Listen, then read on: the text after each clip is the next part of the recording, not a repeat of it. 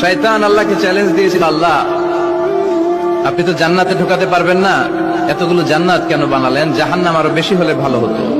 আল্লাহ বললেন কেন? শয়তান বলে, আল্লাহ এই সবগুলার আমি ওয়াসওয়াসা দিয়ে মুনাফিক বানিয়ে নাস্তিক বানিয়ে জাহান্নামে ঢুকাবো। আমি চ্যালেঞ্জ দিলাম, ডান দিক থেকে ধোকা দেব, বা থেকে, সামনে থেকে, পেছন থেকে, নিচ থেকে, রগের শিরা উপশিরায় ঢুকে, মাজরার দাম যেখান দিয়ে রক্ত চলাচল করে ওখানে ঢুকেও আমি ধোকা দেব।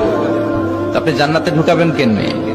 আল্লাহ বললেন, তুমি আমারে চ্যালেঞ্জ দাও, এত বড় সাহস? আমি তো সব রাজার বড় রাজা, মহারাজা। চিৎকার করে বলেন ঠিক কিনা?